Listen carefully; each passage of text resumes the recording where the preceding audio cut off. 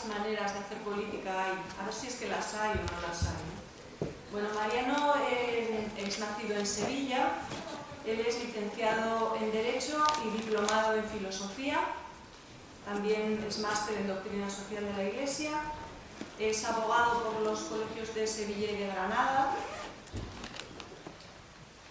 Él fue diputado en el Parlamento andaluz del 90 al 94. Fue primer teniente de alcalde y delegado de urbanismo del Ayuntamiento de Sevilla del 95 al 2000. Delegado en Sevilla de la Consejería de Turismo y Deporte de la Junta de Andalucía del 2000 al 2004. Desde 2005 a finales de 2011 ha sido consejero de la Cámara de Cuentas de Andalucía, siendo director del Departamento de Empresas Públicas y Organismos Autónomos. Bueno, como veis, ha ocupado distintos puestos de responsabilidad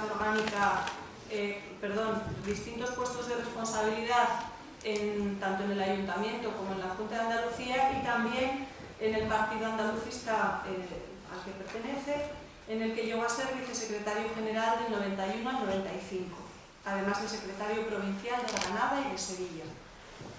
Y además desde 2007 es profesor de Doctrina Social de la Iglesia en la Escuela Diocesana de Teología para Laicos de Sevilla.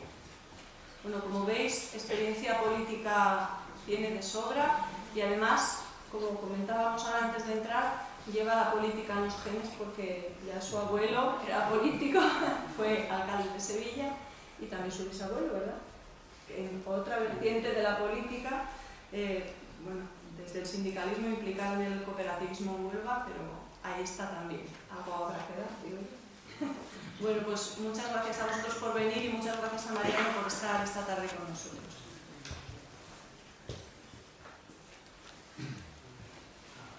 Bueno, pues muchas gracias, Belén, por tu presentación y también por invitarme, porque ha sido Belén la causante de que yo les vaya a dar un poco la murga esta noche aquí.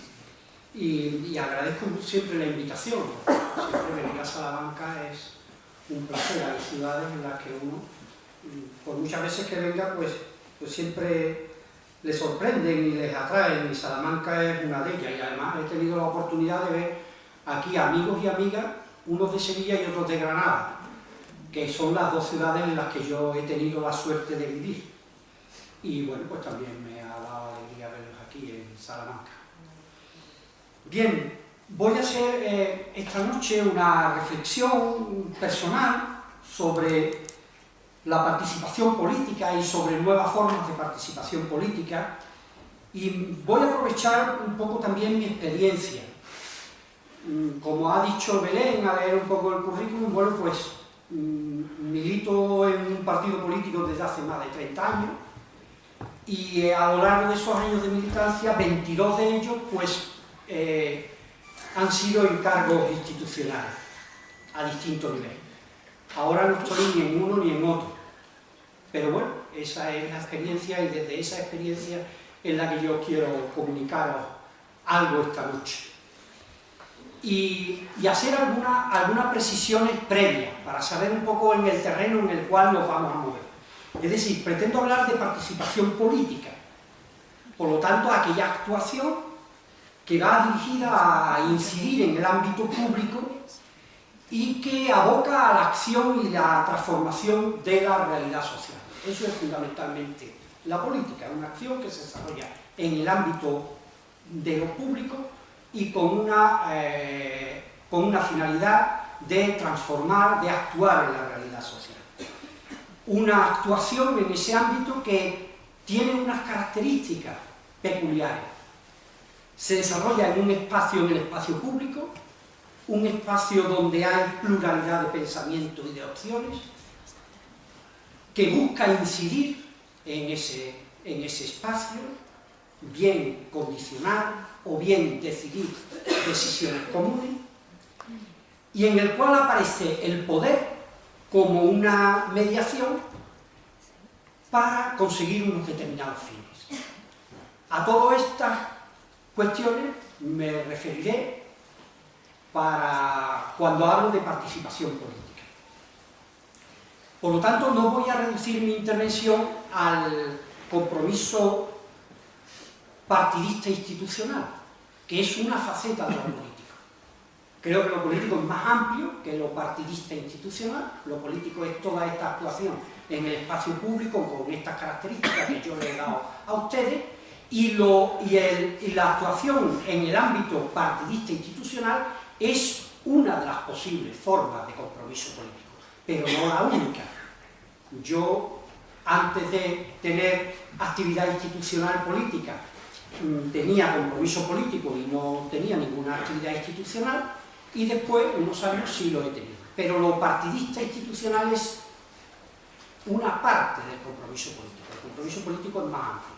Es este compromiso que, como digo, se desarrolla en el espacio público, que tiene el poder como mediación y que va dirigido también a actuar de una determinada manera, según unas opciones y según unos principios, según unos objetivos en ese espacio. Bien, en esta noche lo que pretendo trasladarles a ustedes, voy a seguir un método muy sencillo, poco original, pero que a mí me sirve para, o creo que nos puede ayudar en esta noche, que es ese método de ver, juzgar y actuar. Ese es el camino que voy a seguir. Pretendo, en primer lugar, hacer un análisis de la realidad, partir de la realidad, cómo yo veo el actual momento en lo que hace referencia al compromiso político.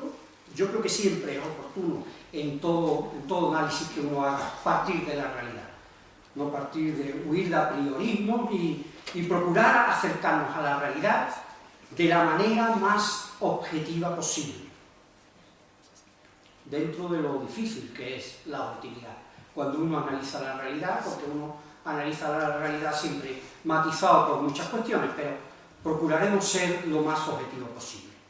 Después, una vez que hagamos ese análisis de la realidad, vamos a iluminar, a pretender iluminar esa realidad desde una serie de principios y valores que están en el Evangelio y que están también en el patrimonio riquísimo de pensamiento social de la Iglesia, que tiene un riquísimo patrimonio de pensamiento social sobre la política, los fines de la política, las características de la participación política, etcétera, etcétera. Yo creo que nos puede ayudar este patrimonio de pensamiento a iluminar desde esos principios y desde esos valores el momento que estamos viviendo, para concluir al final en qué conviene hacer, qué opciones y compromisos conviene asumir, tanto personal como comunitariamente. Yo creo que los tres momentos son oportunos y en los tres momentos nos vamos a detener.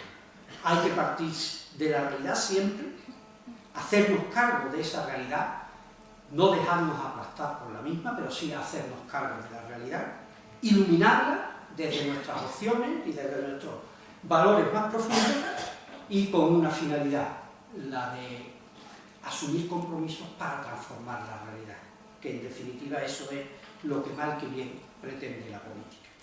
A este respecto, a mí me gusta citar siempre un texto de Pablo VI en Octogésimas Venias, que para mí siempre ha sido un texto muy clarificador en el sentido que les voy exponiendo a ustedes de estos tres elementos. Decía Pablo VI, en una encíclica, una declaración apostólica, Octogésimas Venias, que habla mucho del compromiso político y de la actuación política de los cristianos.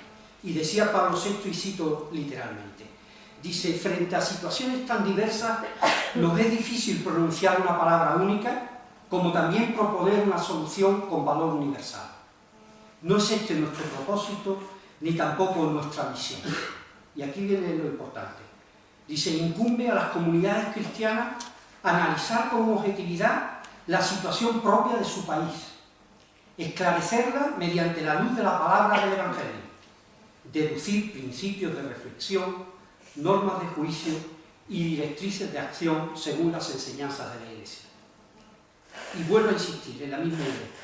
A estas comunidades cristianas toca discernir con la ayuda del Espíritu Santo, en comunión con los obispos, en diálogo con los demás hermanos cristianos y todos los hombres de buena voluntad, las opciones y los compromisos que conviene asumir para realizar las transformaciones sociales, políticas y económicas que se consideren de urgente necesidad en cada caso. Una invitación precisamente a analizar la realidad, iluminarla, esclarecerla desde los valores del Evangelio y, como dice Pablo VI, ver luego qué opciones y compromisos deben asumirse para realizar esas transformaciones sociales que la realidad, iluminada desde el Evangelio, nos llame personal y comunitariamente. Bueno, pues vamos a intentar dar este primer paso, acercarse a la realidad. Y una mirada que quiere acercarse a todos los aspectos de esta realidad. Una realidad que es multiforme, una realidad que tiene muchos matices, tanto positivos como negativos. Y en la que pretendo hacer una mirada crítica, pero también esperanzada. Una mirada que sea un poco empática con la realidad. Yo creo que a veces en nuestros lenguajes eclesiales somos muy dados a resaltar tan solo los aspectos negativos, los aspectos oscuros de nuestro mundo. Yo creo que muchas veces quizás porque añoramos que cualquier tiempo pasado fue mejor, o también porque a veces incurrimos en un excesivo idealismo que no mide tiempos y oportunidades. Y yo creo que tenemos que tener esa mirada crítica, pero hoy en día los cristianos tenemos una tarea que es también generar actitudes esperanzadas en nuestro mundo y en nuestra sociedad. Una sociedad muy desfondada en muchos aspectos, pero yo creo que ahí hay una llamada, y yo así lo veo, a nuestras comunidades, a nuestros grupos cristianos, a no perder la visión crítica, pero ver el mundo también con cierta simpatía, como yo creo que lo ve el propio Dios, y con una mirada de esperanza. Me vais a decir, bueno, después, con esto que vas a decir, te has olvidado de la mirada esperanzada. Es que la situación es muy crítica. Y como yo digo, son malísimos, no malos tiempos para la política, son malísimos tiempos para la política.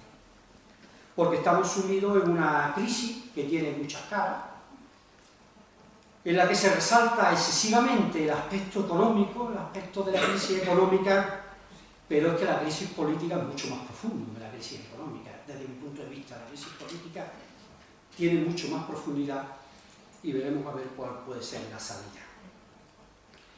Fijaos, hay una cosa significativa, que no ocurría hasta tiempos muy recientes. Los estudios sociológicos que se hacen resaltan que los ciudadanos perciben como el segundo problema más grave, después del paro, lógicamente, el problema de la clase política, de los políticos que tenemos. Aparecen los estudios sociológicos. Esto es muy significativo, esto no había ocurrido en los estudios sociológicos que se habían hecho en España desde la transición hacia acá, y viene apareciendo en los últimos años. Entre paréntesis, la Iglesia, después de los políticos, suele ser una de las instancias peor valoradas. Como dice un amigo mío, dice, anda, que cristiano y político lo llevas tú claro. Así que eso es una broma, porque es verdad, es otra institución. La Iglesia como tal aparece otra institución valorada bastante negativamente en los estudios sociológicos que se hacen. Pero bueno, lo que quiero resaltar es que aparece el de la clase política como el segundo problema que perciben los ciudadanos después del paro. Son malos tiempos para la política. Vamos a ver algunas notas que, en mi opinión, definen esta situación. Yo creo que estamos viviendo una crisis que no es simplemente una crisis coyuntural, sino que es una crisis más profunda, una crisis estructural. Estamos viviendo una crisis de los compromisos transformadores. Se ha producido en los últimos años una privatización de nuestras ilusiones y de nuestros afanes. Ya no interesa el compromiso transformador. Hay una crisis de la militancia en general, de la militancia a todos los niveles y por tanto de la militancia política también. Miremos también un poquito dentro de nuestros muros eclesiales, porque estamos en un foro de una institución, en una institución eclesial, y preguntémonos dentro de nuestros muros eclesiales qué es lo que nos preocupa. Yo creo que se ha producido una reducción hacia los aspectos más personales, de la vivencia de la fe hacia los aspectos identitarios, olvidando en gran medida la dimensión liberadora y transformadora que tiene la fe cristiana. Yo creo que muchos de nuestros grupos viven en una permanente ceguera estructural. Y esto es una crisis profunda, intraeclesialmente y también extraeclesialmente. Hay, como digo, una crisis de la militancia, una crisis de las visiones y de los compromisos transformadores. Hay también una pérdida del sentido del trabajo y del compromiso a medio y largo plazo. Y esto incide claramente en el trabajo político. Hoy prima lo inmediato, lo queremos todo y en este momento.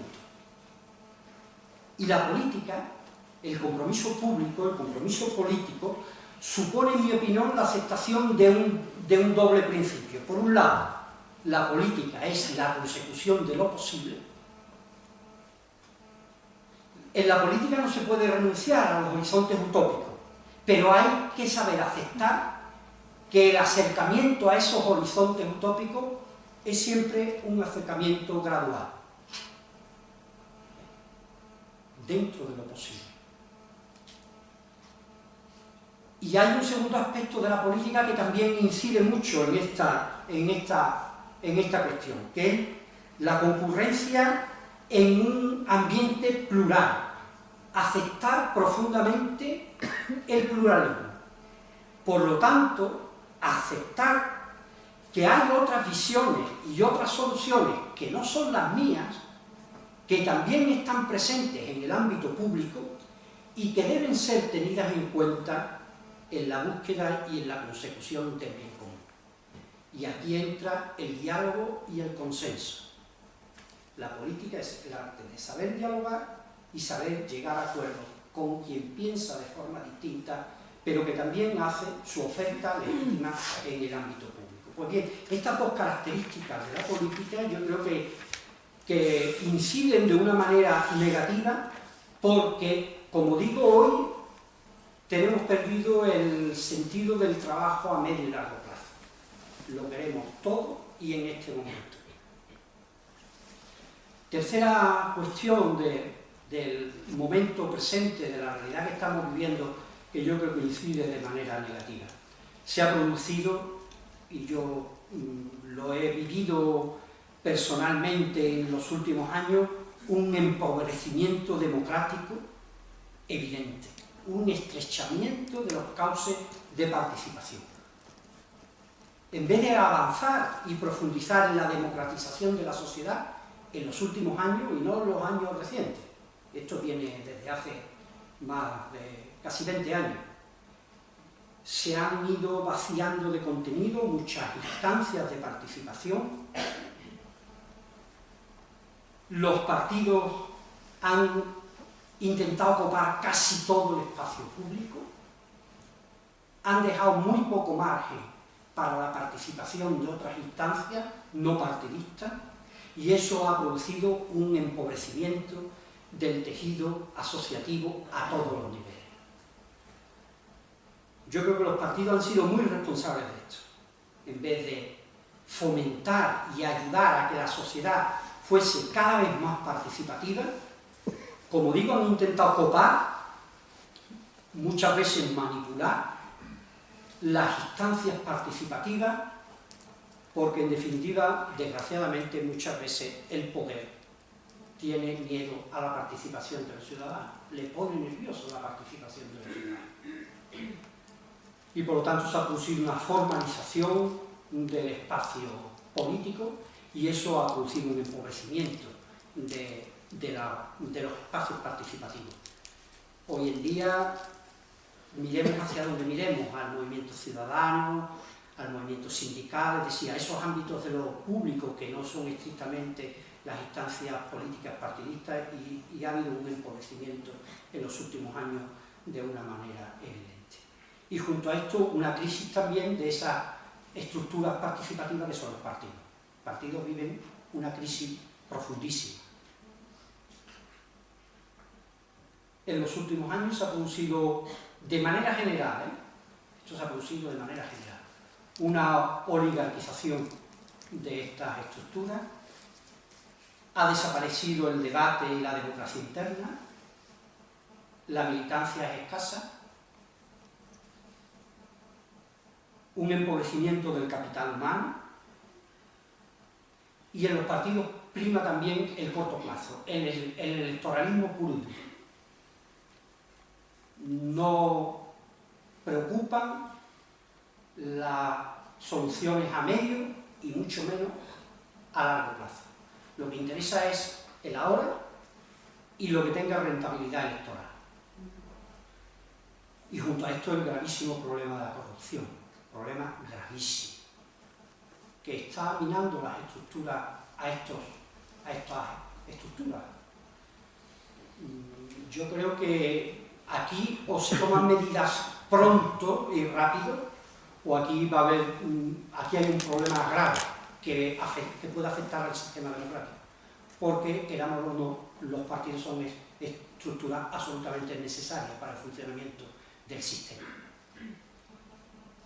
Bien, decía que mi mirada quería ser no simplemente negativa, sino que quería ser también una mirada que se fijara también en algunos brotes verdes, que los hay también, en este ámbito de lo político. En lo económico parece ser que no fueron tan verdes, se secaron antes de ser verdes, pero yo creo que en el ámbito de lo político hay algunos brotes verdes, es decir, hay también algunas cuestiones que yo creo que nos pueden ayudar a no perder la esperanza, a tener una mirada también positiva sobre la realidad. El primer cuestión positiva, la mera toma de conciencia y la constatación de que existe una crisis. Yo creo que eso ya es importante, la constatación de que existe una crisis política y la necesidad que sienten cada vez más ciudadanos de que tenemos que ponerle remedio a esta situación. Yo creo que solamente cuando se toma conciencia de los problemas es cuando podemos ponernos en camino de empezar a pensar en posibles soluciones. Entonces, la mera toma de conciencia ya es un dato positivo. La conversión personal y social solo es posible cuando tomamos conciencia de nuestras faltas, de nuestros pecados, de nuestras oscuridades, de nuestras opacidades. Bien, es verdad que esta conciencia, creo yo que lo viven más los ciudadanos de a pie que las estructuras políticas. Los ciudadanos lo viven, muchos ciudadanos viven que hay una profunda crisis política y una profunda crisis participativa. Los partidos todavía no han empezado a vivirla. Pongo un ejemplo, el último congreso del Partido Socialista. Decepcionante. No se ha hecho ninguna autocrítica. Un partido que ha perdido el apoyo de 4 millones de ciudadanos. Y no ha hecho una autocrítica en profundidad. Y decir, algo habremos hecho mal para que 4 millones de ciudadanos hayan dejado de apoyarnos. Entonces, como digo, esta toma de conciencia se vive más a nivel de calle que a nivel de estructuras. Pero es importante que ya a nivel de calle muchos ciudadanos tomen conciencia de que aquí tenemos un problema y que tenemos que empeñar en buscar alguna solución. Otro dato positivo, el surgimiento de movimientos sociales reivindicativos o de rebeldía. 15N, indignados, reclamaciones de democracia real, movimientos ciudadanos de oposición a los desahucios. Mucha gente es crítico con estos movimientos, excesivamente crítico. Como todo, tiene sus ambivalencias, sus opacidades, pero yo creo que responde a un deseo real de los ciudadanos de preocuparse por sus problemas, de preocuparse por las cosas que están pasando. Nuevos movimientos sociales de rebeldía. El descubrimiento y uso para fines políticos de las nuevas tecnologías. Yo creo que esto puede abrir muchas puertas y abrir muchos cauces. Las redes sociales, como mecanismo de comunicación y de interacción entre los ciudadanos ante graves problemas que estamos viviendo. Esto puede ser auténticamente una auténtica revolución en las formas de entender la participación social. Fijaos una cosa, todas las dictaduras quieren reprimir y controlar el acceso a Internet y a las redes sociales. ¿Es significativo?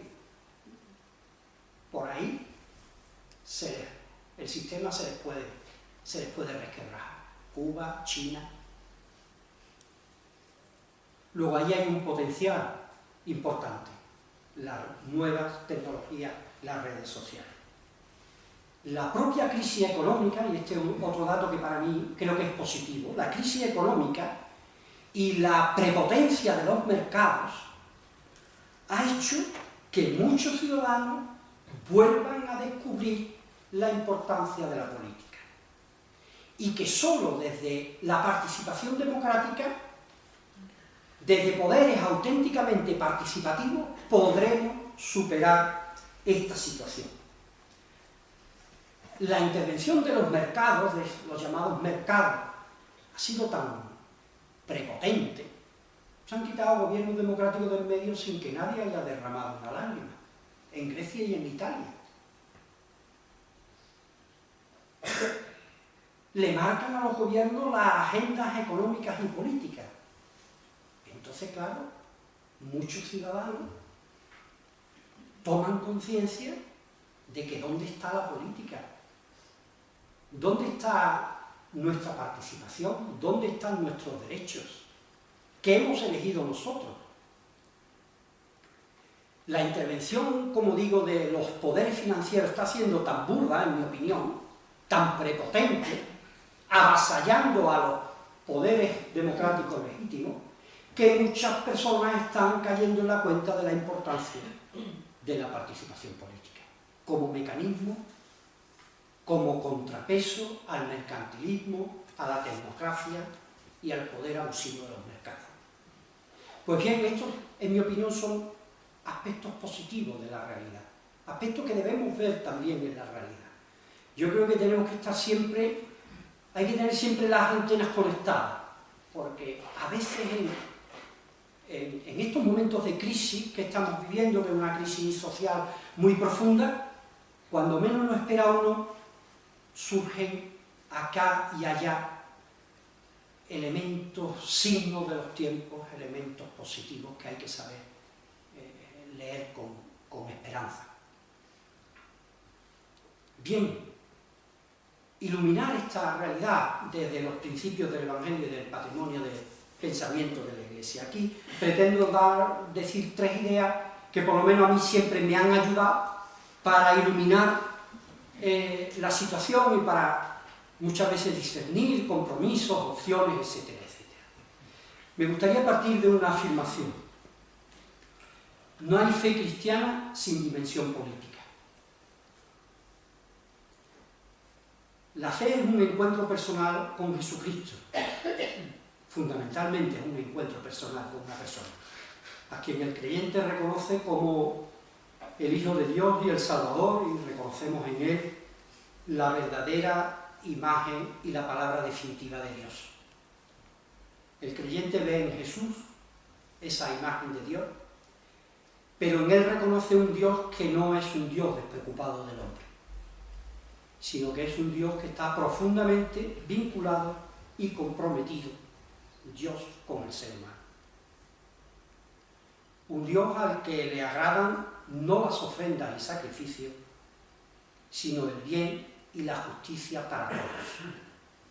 Y de una manera especial para los más pobres, para los últimos. El Dios de Jesús, el Dios que se nos manifiesta a los creyentes en Jesús, es un Dios que abomina de la injusticia y del sufrimiento de los hombres. Y que rechaza, un Dios que rechaza todo lo que deshumaniza al hombre y que nos llama a combatir esas realidades que deshumanizan al hombre. Que nos llama a construir el reino de Dios y su justicia. En ese compromiso con el ser humano, tan importante como la compasión, el amor, la cercanía, es también el trabajo por superar las estructuras o las causas que generan el sufrimiento y la injusticia. Viniendo yo para acá, escuchaba en la radio a Sebastián Mora, presidente de Cáritas, que presentaba el informe FOESA, que se publicó ayer, que ha sido un informe además que ha tenido mucha repercusión social por la gravedad de los problemas que pone de relieve. Y él decía esto mismo: el compromiso cristiano llama a la compasión, al amor, a la cercanía, pero el compromiso cristiano llama también a luchar contra las estructuras que generan el sufrimiento y la injusticia de los seres humanos. Es verdad que la injusticia anida en el corazón del hombre, y por eso Jesús nos llama antes a que convirtamos nuestro corazón. Pero la injusticia anida también en las estructuras, en el marco de relaciones en los cuales los hombres nos encontramos unos con otros, en eso que Juan Pablo II llamaba las estructuras de pecado. Estructuras que son generadoras de desigualdad, de marginación, de discriminación, de dolor a los seres humanos. Por lo tanto, el cristiano está llamado también con urgencia a conocer y mejorar las estructuras sociales, a evangelizar las estructuras sociales, a hacerlas más conformes con el proyecto de Dios sobre el hombre. La fe, por eso digo que no hay fe cristiana sin dimensión política, nos llama a encarnar el Evangelio en esas realidades determinantes en la vida de los hombres. Yo creo que a una fe que busque la justicia le va a interesar siempre la política, de una manera u otra, ya luego verá cómo, pero a una fe que busque la justicia le interesa la política. Segunda idea que de nuestros valores y nuestro pensamiento cristiano, creo que nos pueden ayudar en este momento para entender un poco esto. Una fe encarnada.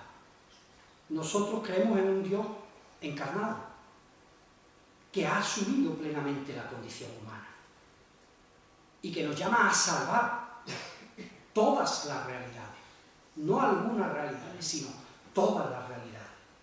Por lo tanto, todo el actuar humano en todas sus dimensiones, y la política es una dimensión del actuar humano, es también lugar de encarnación del mensaje del Evangelio.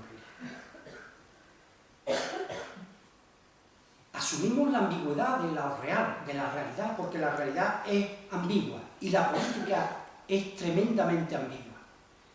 Pero debemos comprometernos en su transformación para que todo se transforme y recapitule en Cristo. Una fe encarnada. Tercera idea, la caridad política. Es decir, aquella caridad que va dirigida a la sanación de las estructuras que generan el mal y la injusticia. Esta idea de caridad política a mí siempre ha sido una idea que el primero que la planteó fue Pío XI, en los años 20, esta perspectiva de la caridad. Siempre ha sido una idea muy motivadora. Decía Benedicto XVI más recientemente al respecto de este concepto: todo cristiano está llamado a esta caridad. Estaba hablando de la caridad política, según su vocación y sus posibilidades de incidir en la política. Es verdad que las vocaciones son distintas, pero todos están llamados a esta caridad. Esta es la vía institucional, también política, de la caridad, no menos cualificada e incisiva de lo que puede ser la caridad que encuentra directamente al prójimo fuera de las mediaciones institucionales de la polis. Benedicto XVI. Bien, estas tres ideas de la dimensión política de la fe, de una fe encarnada y de este concepto de la caridad política, yo creo que a los cristianos nos pueden ayudar a iluminar el momento que estamos viviendo y, en definitiva, dar un poquito también el tercer paso, el actuar. Es evidente que nuestra fe nos llama a asumir compromisos. todos estamos llamados a comprometernos con la realidad, de una o de otra manera. Es verdad que no todos debemos hacer las mismas cosas, porque los carismas y las vocaciones de cada cristiano son distintos. Hemos de tener en cuenta la vocación, incluso la inclinación de cada uno, pero ninguno podemos estar ausentes de este compromiso transformador con la realidad, que es a lo que llama precisamente el compromiso político. Primer trabajo que hoy, y ahora voy a ir aterrizando hoy algunas cuestiones que yo considero importantes, que hay que trabajar en esa idea de nuevas formas de participación política. Pues el primer trabajo que tenemos es un trabajo intraeclesial. Hay que hacer un trabajo intraeclesial en este sentido. Es decir, creo que hay que trabajar activamente por recuperar y reanimar la sensibilidad eclesial hacia el compromiso político. Reanimar esa sensibilidad dentro de la comunidad eclesial. Sensibilizar, concienciar y formar. Aquí creo que deben jugar un papel importante instituciones como Cáritas, Justicia y Paz, la OAC, aquellos organismos dentro de la Iglesia que trabajan en la realidad social. Yo creo que ellos son los llamados ahora mismo a jugar ese papel intraeclesialmente. Como digo, un papel de sensibilización, de reanimación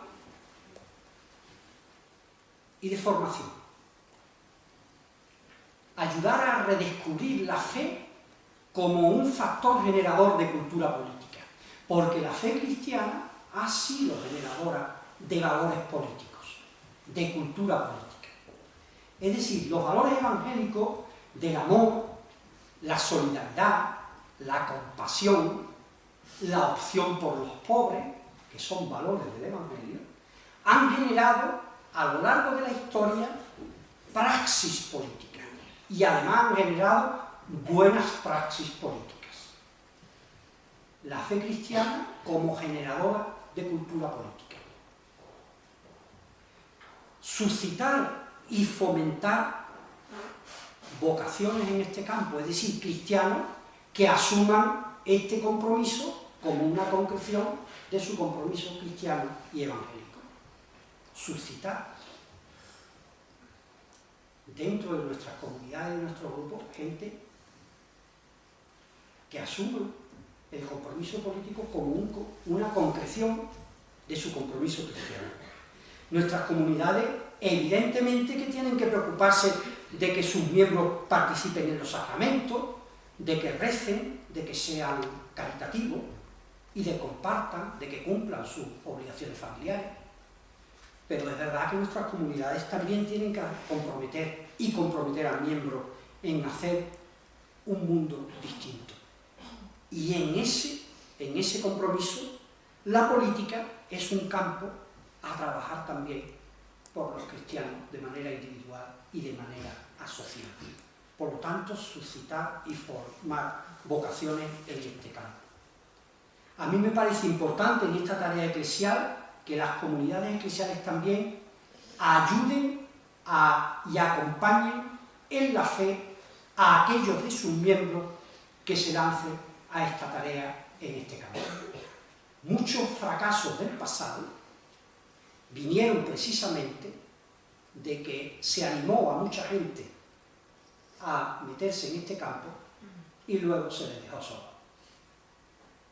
Y acabaron primero abandonando la comunidad eclesial y después muchos de ellos abandonando también el compromiso político.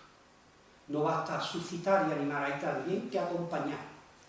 Y eso es una tarea intraeclesial, para que quienes realicen estas tareas, quienes se sientan llamados a este compromiso concreto en el ámbito de lo público, no simplemente en el ámbito partidista, pero en el ámbito de lo público se sientan también acompañados por sus comunidades.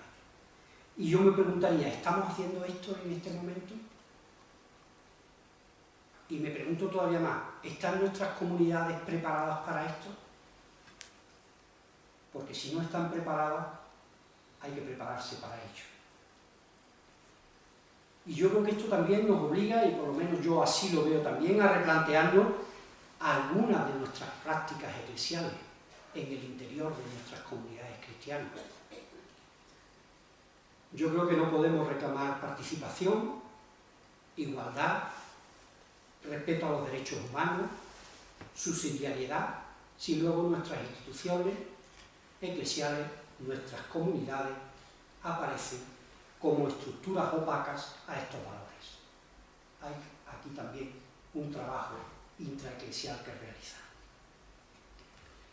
Pero no nos quedemos dentro de los muros de nuestro grupo o de nuestras comunidades. Una actuación que yo creo también importante: fortalecer la sociedad civil. Yo lo llamo que hay que convertirse en activistas y agitadores sociales en nuestra sociedad.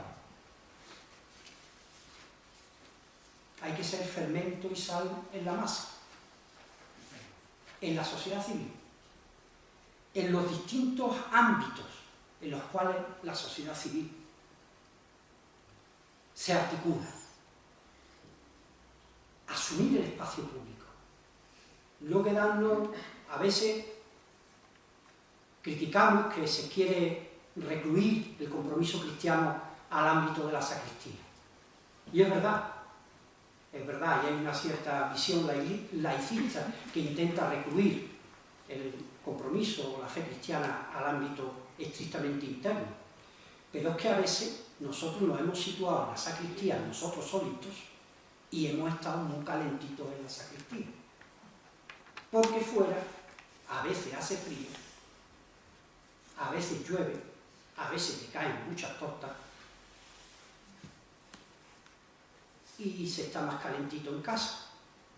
Es decir, que no, la fe cristiana evidentemente que tiene una dimensión pública, pero no renunciemos nosotros, no seamos nosotros los que renunciemos tan fácilmente a la concreción pública de nuestra fe. Por lo tanto, fortalecer la sociedad civil, estar presente en la sociedad civil.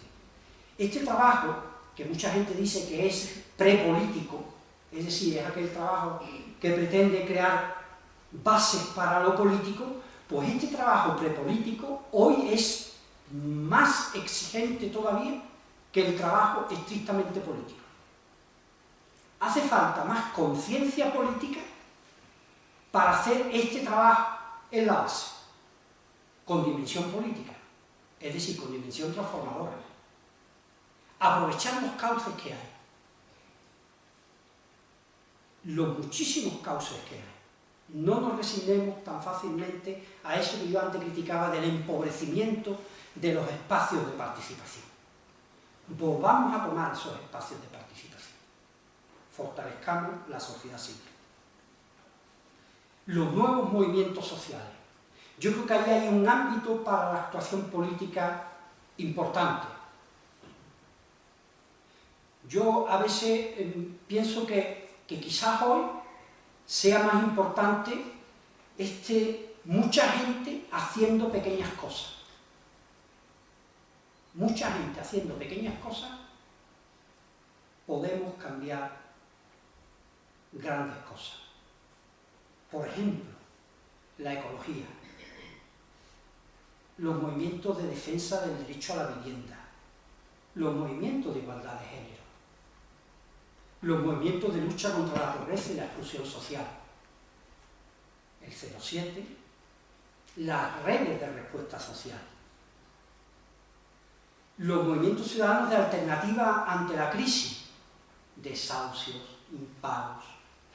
Ahí se está produciendo nuevas formas de participación política, porque ese es un trabajo político, es decir, un trabajo que va dirigido a la incidencia en lo público para intentar cambiar la realidad o acercar la realidad a lo que nosotros consideramos más justo. Es un trabajo eminentemente político. Ahí yo creo que tenemos que estar, como decía antes, con las antenas bien puestas. Un trabajo importante en esos nuevos movimientos sociales.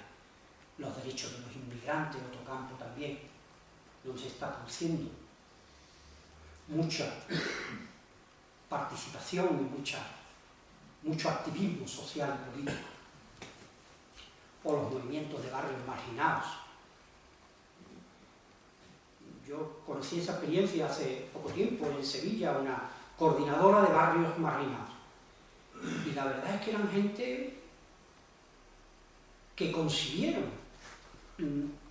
incidir en la realidad y consiguieron cambiar y transformar muchas cosas. Y que los poderes públicos, en este caso los poderes municipales, realmente atendieran necesidades de unos barrios en situación de marginación. Y ese es un trabajo político extraordinario, que tuvo inmediatamente su contrapartida, en cuanto que el poder público tuvo que dar respuesta a esa reivindicación. Todo ese nuevo mundo, ese mundo de los nuevos movimientos sociales, como decía antes, me parece que es un trabajo prepolítico, pero que exige mucha conciencia política. Sí, mucha conciencia de transformación y de compromiso con la realidad. Y una pregunta: ¿y qué decimos de los partidos y de los sindicatos?